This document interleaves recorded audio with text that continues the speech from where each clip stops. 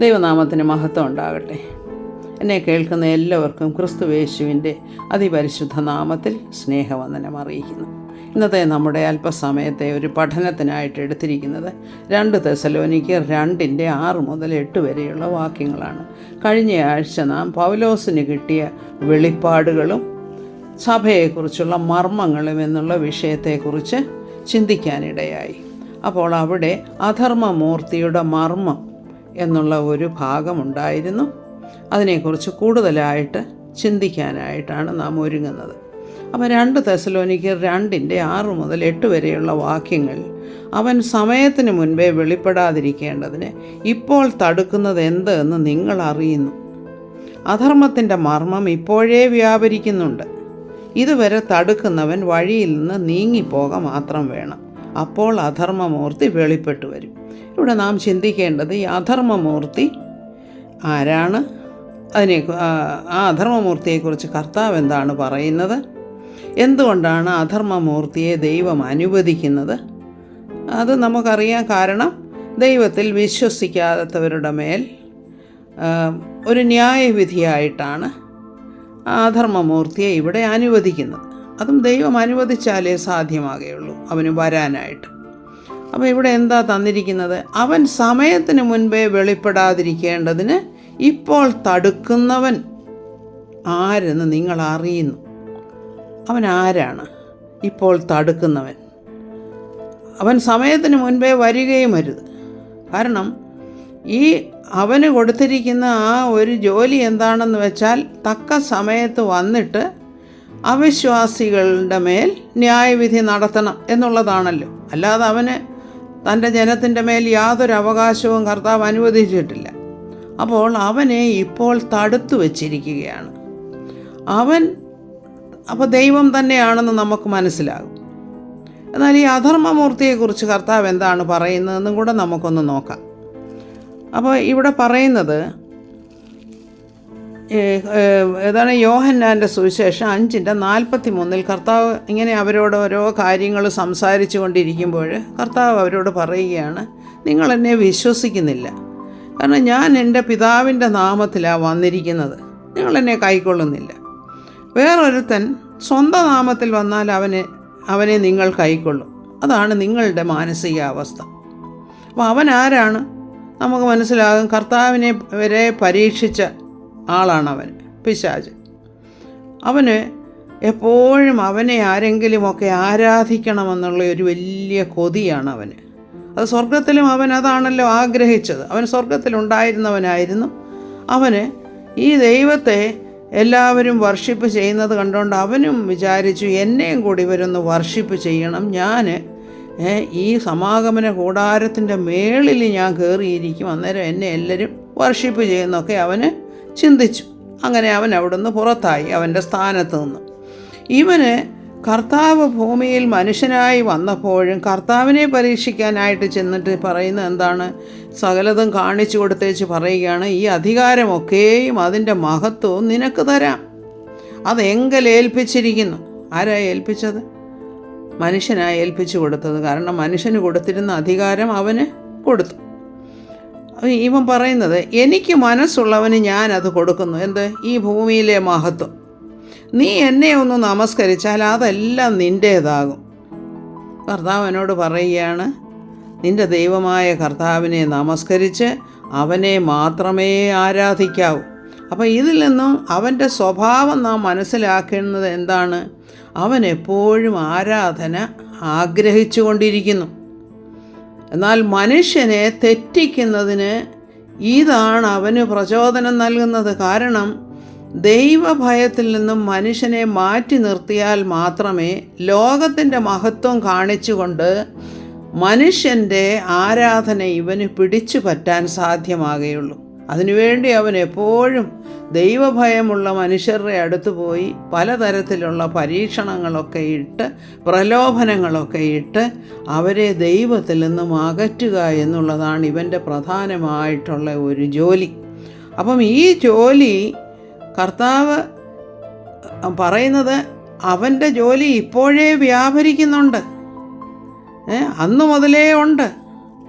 അപ്പോൾ കർത്താവ് അവനെക്കുറിച്ച് പറയുന്നത് എന്താണ്? നിങ്ങൾ പിശാചെന്ന പിതാവിൻ്റെ മക്കൾ, നിങ്ങളുടെ പിതാവിൻ്റെ മോഹങ്ങളെ ചെയ്യുവാനും ഇച്ഛിക്കുന്നു.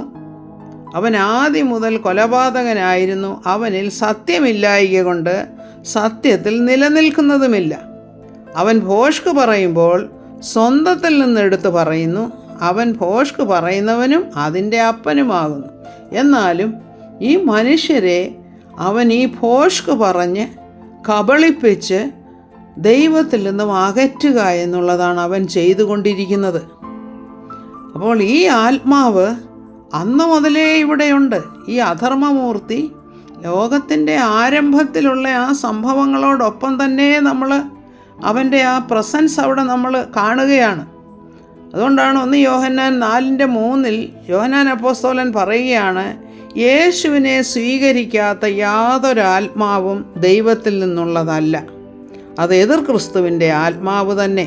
അത് വരുമെന്ന് നിങ്ങൾ കേട്ടിട്ടുണ്ടല്ലോ. അത് ഇപ്പോൾ തന്നെ ലോകത്തിലുണ്ട്. അപ്പോൾ ഇപ്പോൾ തന്നെ എന്ന് പറഞ്ഞാൽ അന്നും ആ ആത്മാവ് ഇവിടെയുണ്ട്. പക്ഷേ അവൻ്റെ പൂർണ്ണ ശക്തിയോടുകൂടെ വരാനൊരു സമയം കർത്താവാണ് അവൻ അനുവദിച്ചിരിക്കുന്നത്. കാരണം ദൈവത്തിൽ വിശ്വസിക്കാത്തവർക്കുള്ള ശിക്ഷാവിധിയായിട്ടാണ് ഇവനെ അനുവദിക്കുന്നത്. ഇതാണ് നാം മനസ്സിലാക്കേണ്ടത്. അപ്പോൾ ദൈവത്തിൽ വിശ്വസിക്കാത്ത മനുഷ്യനുള്ള ജഡ്ജ്മെൻറ്റ്, ന്യായവിധി ഇവനിൽ കൂടെയാണ് നടത്തുന്നത്. ആ കാലഘട്ടത്തെയാണ് 7 വർഷത്തെ മഹോപദ്രവ കാലമെന്ന് വചനത്തിൽ പറയുന്നത്. അപ്പോൾ ഈ മഹോപദ്രവ കാലം സ്റ്റാർട്ട് ചെയ്യണമെങ്കിൽ, അതായത് ഇവൻ അവൻ്റെ പൂർണ്ണ ശക്തിയോടുകൂടെ ലോകത്തിൽ വന്ന് മനുഷ്യർക്ക് കഷ്ടം കൊടുക്കണമെന്നുണ്ടെങ്കിൽ അതിനൊരു സമയം കർത്താവ് അനുവദിച്ചിട്ടുണ്ട്. സഭ ഇവിടെ ഉള്ളപ്പോൾ ഇവനെ പൂർണ്ണ ശക്തിയോടെ ദൈവം അനുവദിക്കുന്നില്ല. അതാണ് നമ്മളിവിടെ തെസലോനിക്ക ലേഖനത്തിൽ വായിച്ചത്. എന്താണ് അവിടെ നമ്മൾ വായിച്ചത്? അതിനൊരു സമയം കർത്താവ് കണ്ടിട്ടുണ്ട്. എന്താണ് ആ സമയമെന്ന് പറയുന്നത്? ഇവൻ വെളിപ്പെടുന്നതിന് മുൻപേ ചില കാര്യങ്ങളൊക്കെ കർത്താവിനിവിടെ ചെയ്യാനുണ്ട്. അത് പ്രധാനമായിട്ടും സഭയെ ഇവിടെ നിന്നും മാറ്റണം. സഭയെ ഇവിടെ നിന്നും മാറ്റിക്കഴിയുമ്പോൾ അവനെ അനുവദിക്കും. അവനെ അനുവദിക്കുമ്പോൾ ഇവിടെ കഷ്ടകാലം, മഹാകഷ്ടകാലം തുടങ്ങും 7 വർഷത്തേക്ക്. അപ്പോൾ ഇവിടെ ഒരു വാക്ക് ഇവിടെ പറയുന്നത് എന്താണെന്ന് വെച്ചാൽ, ഇപ്പോൾ തടുക്കുന്നത് എന്ത് എന്ന് നിങ്ങൾ അറിയുന്നു. ആരാണ് തടുക്കുന്നത്? ദൈവമാണ് തടുക്കുന്നത്. പരിശുദ്ധാത്മാവാണ് അത് തടുക്കുന്നത്. പക്ഷേ അധർമ്മത്തിൻ്റെ മർമ്മം ഇപ്പോഴേ വ്യാപരിക്കുന്നുണ്ട്. പിന്നെ എന്താ? ഇതുവരെ തടുക്കുന്നവൻ വഴിയിൽ നിന്ന് നീങ്ങിപ്പോക മാത്രം വേണം. അപ്പോഴാരാണ് വഴി മുടക്കി നിൽക്കുന്നത്? എന്തിന് വഴി മുടക്കി നിൽക്കുകയാണ്? പിശാച്. അവൻ പൂർണ്ണ ഗൗരവത്തോടെ പൂർണ്ണ ശക്തിയോടെ ഇവിടെ വന്ന് മനുഷ്യരെ തെറ്റിക്കാനും ദൈവം അനുവദിച്ചിരിക്കുന്ന വിധത്തിലുള്ള ജഡ്ജ്മെൻറ്റ് ഇവിടെ നടത്താനായിട്ടും, അതായത് അവിശ്വാസികളുടെ മേലെ ആ ജഡ്ജ്മെൻറ്റ് നടത്താനായിട്ടും കർത്താവ് അനുവദിച്ചിരിക്കുന്ന സമയത്തിന് മുൻപ് ഇവനെ തടുക്കുന്നത് ആരാണ്? അതായത് റെസ്ട്രെയിനർ ആരാണ്? പരിശുദ്ധാത്മാവ് തന്നെയാണ് റെസ്ട്രെയിനർ. ആ റെസ്ട്രെയിനറെ തടുക്കുന്നവൻ വഴിയിൽ നിന്ന് നീങ്ങിപ്പോകുമ്പോൾ അവൻ വരും. അപ്പോഴാണ് അധർമ്മമൂർത്തി വെളിപ്പെട്ടു വരുന്നത്. അപ്പോൾ ഇവിടെ പല ചിന്തകൾ ഇതിനെക്കുറിച്ചുണ്ടെന്ന് വെച്ചാൽ, റാപ്ചർ നടക്കുന്നുണ്ട്. റാപ്ചറിനോട് കൂടെ പരിശുദ്ധാത്മാവും അങ്ങ് പോകും ഇവിടെ നിന്ന് എന്നൊരു ചിന്തയും കൂടെ ഇതിൻ്റെ കൂടെ പലർക്കുമുണ്ട്. അപ്പോൾ എന്താണ് നാം മനസ്സിലാക്കേണ്ടത്? ഈ കർത്താവിൻ്റെ സഭയാകുന്ന, അല്ലെങ്കിൽ സഭയെന്ന് വെച്ചാൽ കർത്താവിൻ്റെ ശരീരമാകുന്ന സഭ ഇവിടെ നിന്നും നീങ്ങിപ്പോയി, അല്ലെങ്കിൽ ഉൽപ്രാവണത്തിൽ എടുക്കപ്പെട്ടതിന് ശേഷം മാത്രമേ ഈ അധർമ്മമൂർത്തിയെ ഇവിടെ അനുവദിക്കുകയുള്ളൂ. അപ്പോൾ ഈ അധർമ്മമൂർത്തിയോട് ഇപ്പോൾ തടുക്കുന്നവൻ ആരാണ്? അവനെ തടുക്കുന്നത് പരിശുദ്ധാത്മാവ് തന്നെയാണ്, ദൈവം തന്നെയാണ് തടുക്കുന്നത്. അപ്പോൾ സഭ മാറിപ്പോകുമ്പോൾ പരിശുദ്ധാത്മാവും അതിൻ്റെ കൂടെ പോകും എന്നൊക്കെ ചിന്തിക്കുന്നുണ്ട്. ഇപ്പോൾ പരിശുദ്ധാത്മാവ് സഭയോടൊപ്പം പോയാൽ തന്നെയും നാം വിചാരിക്കുന്നുണ്ടോ ഈ ഭൂമി പരിശുദ്ധാത്മാവ് ഇല്ലാത്തതായി തീരുമെന്ന്? ഒരിക്കലുമില്ല. അവൻ സർവ്വവ്യാപിയാണ്, അവൻ ദൈവമാണ്. അപ്പോൾ നമ്മളത് വായിച്ചു നോക്കണം. 139 സങ്കീർത്തനത്തിൽ നമ്മൾ എന്താ വായിക്കുന്നത്? എന്താണ് ദൈവത്തിൻ്റെ സകലയിടത്തും വ്യാപിച്ചിരിക്കുന്ന അവസ്ഥ? അതിനെക്കുറിച്ചാണ് സങ്കീർത്തനക്കാരൻ പറയുന്നത്. നിൻ്റെ ആത്മാവിനെ ഒളിച്ച് ഞാൻ എവിടേക്ക് പോകും? 139 വാക്യം അത്. തിരുസന്നിധി വിട്ട് ഞാൻ എവിടേക്ക് ഓടും? ഞാൻ സ്വർഗത്തിൽ കയറിയാൽ നീ അവിടെയുണ്ട്, പാതാളത്തിൽ എൻ്റെ കിടക്ക വിരിച്ചാൽ നീ അവിടെയുണ്ട്. ഞാൻ ഉഷസ്സിൻ ചിറക് ധരിച്ച് സമുദ്രത്തിൻ്റെ അറ്റത്ത് ചെന്ന് പാർത്താൽ ഇരുട്ട് പോലും നിനക്ക് മറവായിരിക്കയില്ല. രാത്രി പകൽ പോലെ പ്രകാശിക്കും, ഇരുട്ടും വെളിച്ചവും നിനക്ക് ഒരുപോലെ തന്നെ. അപ്പോൾ ഇങ്ങനെയുള്ള ഒരു ദൈവം നമുക്ക് പറയാൻ ഒക്കുമോ? ഉൽപ്രാവണത്തോടുകൂടെ പരിശുദ്ധാത്മാവ് ഇവിടുന്ന് നീക്കപ്പെടുമെന്ന്? ഒരിക്കലുമില്ല. പരിശുദ്ധാത്മാവ് എല്ലായിടത്തും വ്യാപരിച്ചിരിക്കുന്ന ദൈവമാണ്, എല്ലായിടത്തും പ്രസൻ്റായിട്ടുള്ള ദൈവമാണ്. അതാണ് നാം മനസ്സിലാക്കേണ്ടത്. അല്ലാതെ നാം പരിശുദ്ധാത്മാവിനെക്കുറിച്ച് ചിന്തിക്കുമ്പോൾ ഉൽപ്രാവണത്തോടുകൂടെ സഭയോടുകൂടെ പരിശുദ്ധാത്മാവ് ഇവിടുന്ന് നീക്കപ്പെടുമെന്ന് ഒരിക്കലും ചിന്തിക്കരുത്. അപ്പോഴാണ് നമുക്കൊരു ചിന്ത വരുന്നത്, യഹൂദന് വേണ്ടിയിട്ടല്ലേ പെന്തിക്കോസ്ത് നാളിൽ പരിശുദ്ധാത്മാവ് ഇവിടെ വന്നത്? അപ്പം പിന്നീട് ഇവിടെ പരിശുദ്ധാത്മാവില്ലേ? അപ്പം യഹൂദന് വേണ്ടി ആര് പ്രവർത്തിക്കും? ഇങ്ങനെയൊക്കെയുള്ള ചിന്തകൾ നമ്മുടെ ഉള്ളിൽ വരും. അപ്പോഴൊക്കെയും നമ്മൾ ദൈവത്തിൻ്റെ ആ ആട്രിബ്യൂട്ട്സാണ് മനസ്സിലാക്കേണ്ടത്. ദൈവം സർവ്വവ്യാപിയാണ്, അവൻ എവിടെയുമുണ്ട്, എല്ലായിടത്തുമുണ്ട്. പരിശുദ്ധാത്മാവ് 2 തരത്തിൽ പ്രവർത്തിക്കുകയാണെന്നും കൂടെ നമ്മൾ മനസ്സിലാക്കണം. പെന്തിക്കോസ്ത് ദിവസത്തിൽ പരിശുദ്ധാത്മാവ് വന്നത് രാജ്യത്തിൻ്റെ സുവിശേഷം മറ്റുള്ളവരോട് പറഞ്ഞ് അവരെ ക്രിസ്തുവിൻ്റെ ശിഷ്യന്മാരാക്കി തീർക്കുവാനായിട്ട് പ്രസംഗിക്കാനും ശുശ്രൂഷ ചെയ്യുവാനുമായിട്ട് യഹൂദന്മാർക്ക് മഹാനിയോഗം കൊടുത്ത് അവരെ ക്രിസ്തുവിൻ്റെ ശിഷ്യന്മാരാക്കി തീർക്കുക എന്നുള്ള ഉദ്ദേശത്തോടു കൂടെ പ്രവർത്തിക്കാൻ, അവരെ ശക്തീകരിക്കാൻ വേണ്ടിയിട്ടാണ് പരിശുദ്ധാത്മാവ് എപ്പോൾ വന്നത്? പെന്തിക്കോസ്ത് ദിവസത്തിൽ ഇവിടെ വന്നത്. അപ്പോൾ ആ പരിശുദ്ധാത്മാവിൻ്റെ പ്രവർത്തനം പിന്നീട് ഒന്ന് മാറ്റി, അതായത് ഒരു ചേഞ്ച് ആയിട്ടുള്ള വിധത്തിൽ ആക്കേണ്ടി വന്നു. കാരണം യഹൂദന്മാർ കർത്താവിനെ തിരസ്കരിച്ചു. അവർ തിരസ്കരിച്ചപ്പോൾ കൃപയുടെ സുവിശേഷം ആരംഭിക്കാനായിട്ട് പൗലോസ് അപ്പോസ്തലനെ ദൈവം തിരഞ്ഞെടുക്കുകയാണ്. പൗലോസ് അപ്പോസ്തലനിൽ കൂടെ പുതിയ വെളിപ്പാടുകൾ കൊടുത്ത് പുതിയ സഭയെ വളർത്തിയെടുത്ത് അതെന്ന് വരെ സൂക്ഷിക്കണമെന്നുള്ളതാണ്. ക്രിസ്തുവിൻ്റെ നാളോളം അതിനെ സൂക്ഷിക്കണം. അപ്പോൾ അവിടെയുള്ള വ്യവസ്ഥ എന്താണെന്ന് വെച്ചാൽ വിശ്വാസത്താലേ രക്ഷിക്കപ്പെടുന്നു. അത് കൃപയാലെയാണ്, സൗജന്യമായിട്ട്. അതായത് നിയമങ്ങളോ മറ്റു കാര്യങ്ങളോ ഒന്നും കൊടുത്തിട്ടില്ല. എങ്കിൽ തന്നെയും അവിടെ സംഭവിക്കുന്നത് എന്താണെന്ന് വെച്ചാൽ ക്രിസ്തുവിൻ്റെ ആത്മാവുള്ളവരായിട്ട് ആ വിശ്വസിക്കുന്നവർ തീരുകയാണ്. ക്രിസ്തുവിൻ്റെ ആത്മാവ് വരുമ്പോൾ ക്രിസ്തുവിൻ്റേതായിട്ടുള്ള സ്വഭാവം അവരിൽ വരുന്നു. അതായത് സൽപ്രവർത്തികൾക്കായിട്ട് അവരെ മുൻ നിയമിച്ചിരിക്കുന്നു എന്നാണ് നാം എഫേസ്യ ലേഖനത്തിൽ വായിക്കുന്നത്, 2-ാം അധ്യായത്തിൻ്റെ 10-ാമത്തെ വാക്യം. അപ്പോൾ സഭയുടെ ഉൽപ്രാവണത്തിന് ശേഷം ദൈവാത്മാവ്, അതായത് പരിശുദ്ധാത്മാവ് സഭയോടുകൂടെ പോകുന്നു എന്ന് പറഞ്ഞാൽ തന്നെയും ഇവിടെയുണ്ട് കർത്താവ്. കാരണം ദൈവം ആത്മാവാകുന്നു, കർത്താവ് എല്ലായിടത്തുമുണ്ട്, സർവ്വവ്യാപിയാണ്. അപ്പോൾ സഭയുടെ ആ ഉൽപ്രാപണത്തിന് ശേഷം വീണ്ടും രാജ്യത്തിൻ്റെ സുവിശേഷത്തിൻ്റെ പിന്നീടുള്ള കാര്യങ്ങൾ ചെയ്യാൻ വേണ്ടിയിട്ട് വീണ്ടും ആ അപ്പോസ്തല പ്രവൃത്തികളിൽ കണ്ട ആ ആത്മാവിൻ്റെ, ഒരേ ആത്മാവ് തന്നെയാണ്, ആ പ്രവൃത്തി കണ്ടിന്യൂ ചെയ്യുന്നതായിട്ടാണ് നമ്മൾ കാണുന്നത്. അതായത് വചനത്തിൽ നാം വായിച്ച് മനസ്സിലാക്കുന്നത്. അപ്പോൾ ഇവിടെ സഭയെ സംരക്ഷിക്കുന്ന പരിശുദ്ധാത്മാവിന് മാത്രമേ പ്രതിയോഗിയോട് എതിർത്ത് നിൽക്കാനുള്ള ശക്തിയുള്ളൂ.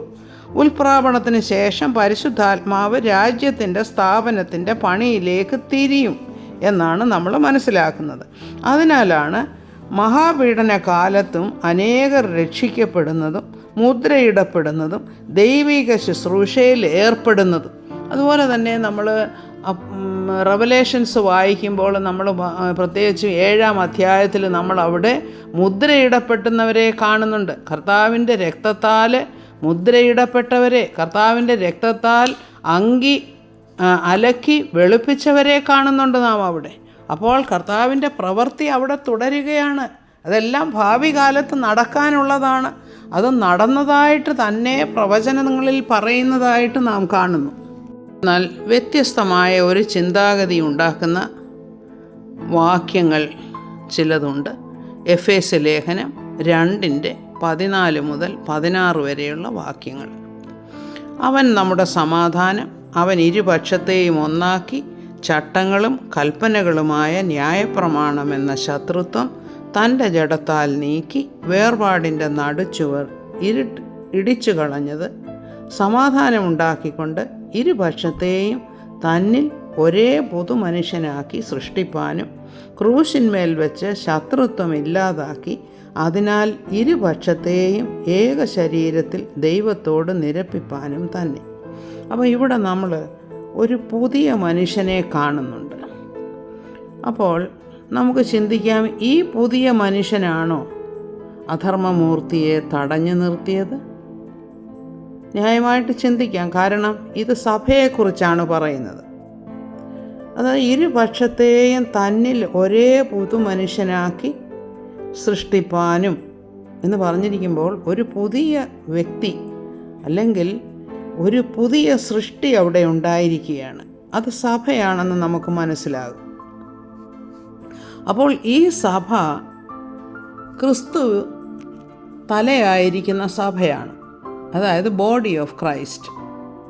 അപ്പോൾ ഈ സഭയാണോ അധർമ്മമൂർത്തിയെ അവിടെ തടഞ്ഞു നിർത്തിയത് എന്ന് ചിന്തിക്കാനായിട്ട് നമുക്ക് സാധിക്കും. എന്നാൽ ഒരു കാര്യം മനസ്സിലാക്കണം, ഈ പുതിയ മനുഷ്യൻ അവിടെ ഉള്ളത് കൊണ്ടാണ് പരിശുദ്ധാത്മാവ് അധർമ്മമൂർത്തിയെ അനുവദിക്കാതിരിക്കുന്നത്. കാരണം വിശ്വാസത്താലേ കൃപയാലേ രക്ഷിക്കപ്പെട്ടവർ ദൈവത്തിൻ്റെ കോപത്തിന് വിധേയരാകാൻ കർത്താവ് അനുവദിക്കുകയില്ല. അതാണ് അതിൻ്റെ കാരണം. അപ്പോൾ 1 തെസ്സലോനിക്കർ 1:10 ഒരു വേദഭാഗമുണ്ട്. വരുവാനുള്ള കോപത്തിൽ നിന്ന് നമ്മെ വിടുവിക്കുന്നവനുമായ യേശു സ്വർഗത്തിൽ നിന്ന് വരുന്നത് കാത്തിരിപ്പാനും. അപ്പോൾ എന്താണ്? വരുവാനുള്ള കോപത്തിൽ നിന്ന് നമ്മെ വിടുവിക്കുന്നവനായ യേശു സ്വർഗത്തിൽ നിന്ന് വരും എന്നാണ് ഇവിടെ പറഞ്ഞിരിക്കുന്നത്. ഇത് ആ ഉൽപ്രാപണത്തെ സൂചിപ്പിക്കുന്നതാണ്. അപ്പോൾ എന്താണ് മനസ്സിലാക്കേണ്ടതെന്ന് വെച്ചാൽ, ഈ സഭ കഷ്ടപ്പെടുവാനായിട്ട് ദൈവം അനുവദിക്കുകയില്ല. ദൈവത്തിൻ്റെ കോപം സഭയുടെ മേൽ വരുവാൻ കർത്താവ് അനുവദിക്കുകയില്ല.